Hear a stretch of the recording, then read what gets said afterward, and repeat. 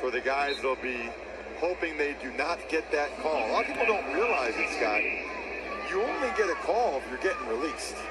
So if you don't hear anything, you're good. They don't. Hello everybody, it's your boy the Almighty Green. Time to come another video, and today's video pertains to the last and final preseason game. Before I get right into it, don't forget to comment, like, share, subscribe. Please smash the like, and most importantly, the notification bell on top of the video, because the video is what makes it most important to go off with me on YouTube land. Alright, now, the game comes to a close. The Eagles lose the football game 26-3. They lose to the Minnesota Vikings, who are currently 3-0 in the preseason, but it don't really mean anything. Season is now officially over with now. They're wrapping up, and it was some good thrills in this football game overall for quarterback play, offensive line play, defensive line, linebackers, all the above. McCullum did pretty well in this game. And we had Van Summer, who was all over the field. Jeremiah Trott did a pretty good job. The tight end, I forgot his name, but then guy number 47, he did pretty well catching the balls from the key and the other quarterback they had, Pickett. So it was pretty good, and I really can't complain about it. You know what I'm saying? So it just that the thing is, the preseason game now officially come to a close. It's over with now, and in 2 weeks the regular season begin. The Eagles will be going to Brazil along with the Green Bay Packers to play Week 1 game, which is going to be on Peacock. And from what I was told, I think it's a Friday night game. I'm thinking, or it could be the weekend game. Not exactly sure, but I think it's a Friday night game. It's the first game of week 1, but Week 1 actually going to kick off days before this game. So. But, or what I'm thinking is this here, Week 1 game, the Eagles play Week 1. I think that's going to be the first game of the week. And in the previous next week, that Monday will be the continuing of Week 1. But the Eagles get to play home, get to play first, along with the Packers. The I think game is over with the Eagles. They get a 1 week rest before the following week begins, which is Week 2. So, I mean, a lot to be speculated in this game. Like I mentioned in this game, Cooper DeJean played majority of the snaps in this game. He did really well on the tackling format, along with McCullum, Van Summer, who did pretty well. Jeremiah Trott Jr. did pretty well in this game. I mean, a lot of guys on defense have made their mark to make this roster. Offensive line did really well too. The starting offensive line did not play. Only the second and third stringers. A lot of guys on the second and third stringers made a mark for them to make this roster. So next week, I think that's when cut down begins, and when we got to trim the roster from 90 players to 75, from 75 to 30 to 53, and that could be really, really hard to do. That's like 2/4 of your roster being trimmed down in a matter of days before the regular season begins. Because, see, the 53-man roster has to be set before the Eagles travel to Brazil to play their first Week 1 game against the Packers.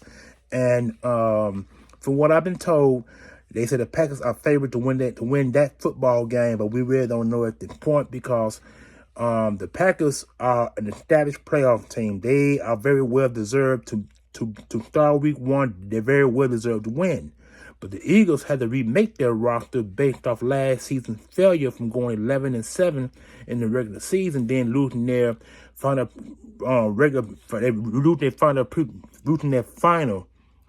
playoff game against the Tampa Bay Buccaneers, which was a devastating blow to this entire organization, to the team, and to the coaching staff, because it became a big turnover. I mean, a lot of them guys on the coaching staff got the boot, in a sense, and then in comes an offensive coordinator who bring in a variety of plays that haven't been seen with the Eagles organization in quite some time.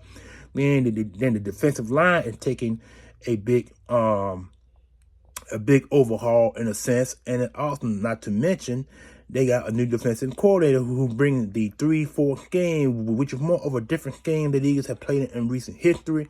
The last time the Eagles were with a 3-4 team, Chip Kelly was the coach, and they had a defensive coach by the name of Billy Davis, who was an intricate of the 3-4 defense. He also was the coach, a defensive coordinator for the Pittsburgh, which where he came from. So that was an era that was 15 years now over. But since then, since Chip Kelly, the Eagles have had 2 coaches. Since Chip Kelly, they had when they fired Chip Kelly, they brought in Doug Peterson, from Doug Peterson to Nick Sirianni. So those are 2 coaches that came in since Chip Kelly. And I don't want to speculate on Chip Kelly any further, so let's stick to what I was really implicating about today's preseason game, final one. 2-1, not bad. I also mentioned in one video that Nick Sirianni, in the 2 or 3 years he'd been the coach, he had never won a preseason game. Matter of fact, he never had a winning preseason record. I think he went 0-3 in the first one, and I think he went 1-2 in the last one, and in the last one today he went 2-1. So overall, that's a 4, and what 3, 4, 5, 6. So that's more like 5-7 in a sense. I think that's 5-7, I believe. 2, 3, 4. 4-7. 4-7. That's not 4-7. Sorry, it's 4, 3, 2, 5, 4-6. 4-6. He has a 4-6 preseason record. The only coach to have a winning preseason record was Andy Reid. He is the last coach the Eagles have had that has had a winning preseason record. He's the last. Nobody has a winning preseason record up to this point. But overall, statistical standby points overall, this preseason was a judging of players in a sense, because after this preseason game now officially over with, the roster had to be cut down by the end of next week, because the previous week is the week of the regular season game, week 1. So that's why it had to be trimmed down from 98 to 75 and 75 to 53. That could be up to 20-some players or more to be cut from the roster, and of those 20-some players or more, only 8 of them can make the practice squad. So we're gonna see what happens there, and some of them guys are also going to get picked up by other teams, because the Eagles had the best overall 90-man roster in the NFL. We had the best overall. A lot of them teams are second, third, and fourth, and after. So a lot of these guys will get picked up by other teams. They probably will make the practice squad, or other players can release other players and make room for that guy that the Eagles have released. So the Eagles have to get the best 8 practice squad players they can get to put on the roster, and hope that they can stay without getting plucked by other teams. That's what it's going to be about in the next couple of weeks. So with that being said, the Eagles have lost this football game 26-3 to the Minnesota Vikings, put their record at 2-1 for the preseason overall. And overall, Nick Sirianni has a 4-6 preseason record.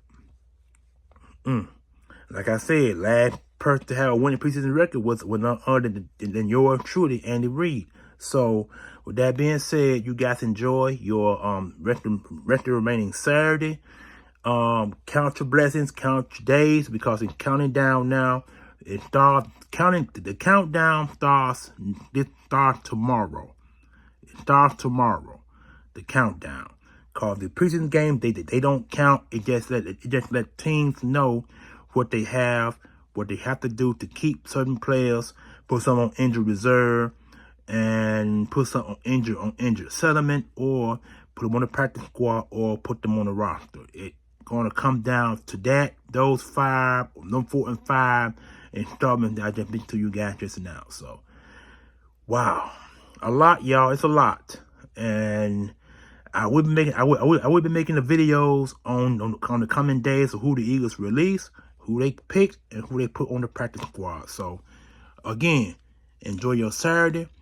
Countdown starts tomorrow. Peace.